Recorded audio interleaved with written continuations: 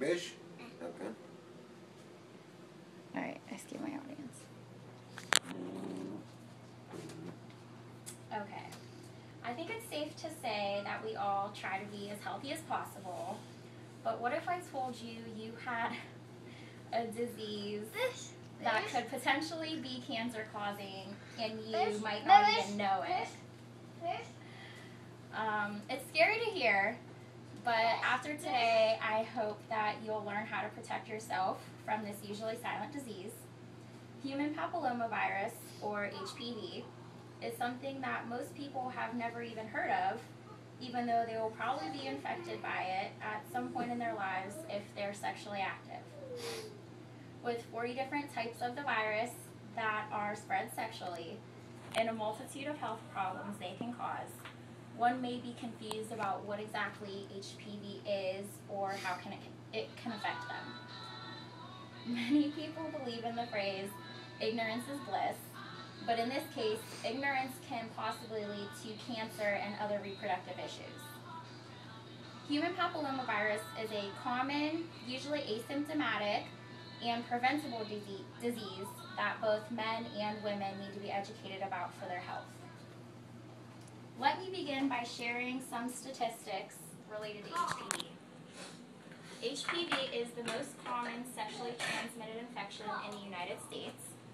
According to the Centers for Disease Control and Prevention, or CDC, approximately 20 million Americans are currently infected, and 6 million Americans will become newly infected every year. 50% of sexually active men and women will have it at some point in their lives. Some sources claim an even higher number, stating that 75% of women will be infected at some point in their lives. One of the reasons the statistics are so high is because people usually don't know that they have this disease and they unknowingly pass it on from partner to partner. Knowing how high the likelihood is of becoming infected, sexually active men and women should take extra precautions to prevent the transmission of HPV. Now that you know how common this disease is, let's look at some of its potential effects. Although HPV is usually asymptomatic and usually goes away on its own, it can still be passed on from partner to partner, and it can cause very serious health problems. Because it is asymptomatic, many people don't know they are infected until another problem arises, such as cervical cancer or genital warts. Most other sexually transmitted diseases have symptoms such as burning or itching, but since HPV doesn't have these symptoms, infected individuals don't have any reason to believe that they're infected.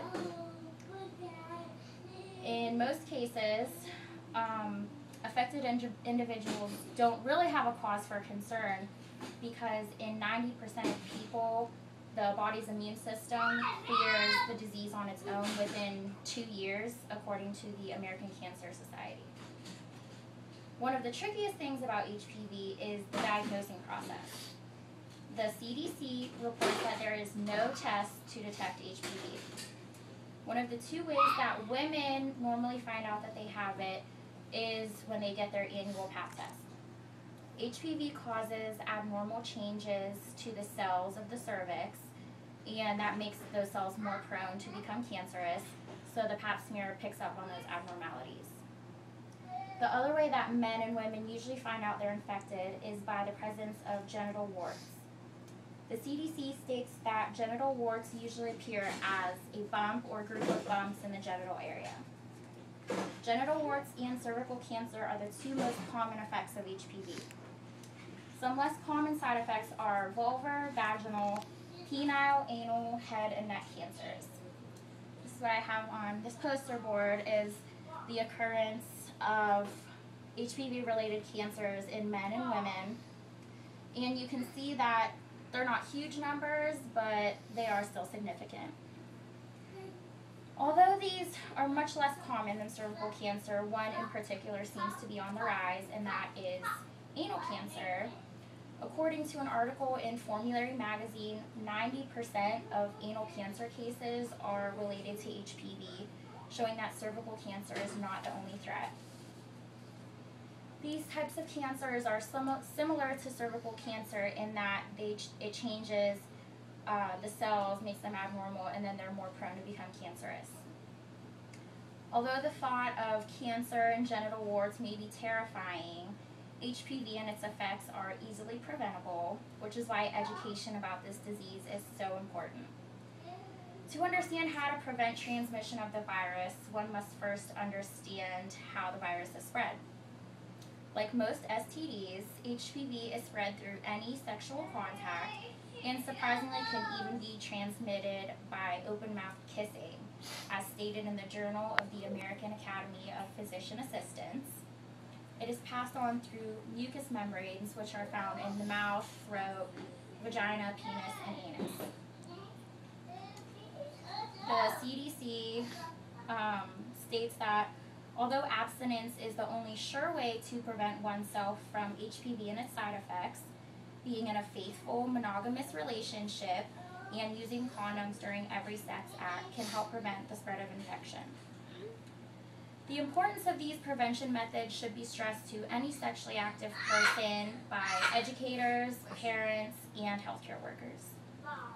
There are 2 vaccines on the market to help prevent certain types of HPV and their effects. Cervarix, which is awaiting FDA approval, is intended for females aged 10 through 25 years to prevent cervical cancer.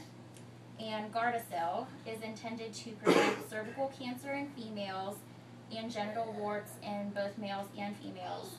It's the only vaccine that's approved by the FDA, and it's the only vaccine that can be used in both males and females. There's been some controversy over the past few years regarding the immunizations of young women. After a 2006 recommendation from the National Advisory Committee on Immunization Practices, they suggested that all girls age 11 to 12 be vaccinated. So it's up to the states to decide what they want to do with that recommendation. But some problems that they're running into are funding issues and people that have moral objections. Lastly, regular pap exams for women can be viewed as a preventative measure. With so many options for protecting oneself, it's hard to understand why this disease is so prevalent, but if people don't know about these options, then they can't use them. Although HPV is extremely common and infected individuals usually don't know they have it, there are many ways to keep oneself protected. Just simply knowing that this disease is out there should encourage men and women to take preventative measures. And being educated and aware is the most proactive way to take charge of one's health, and HPV is a prime example. Thank you. Hey.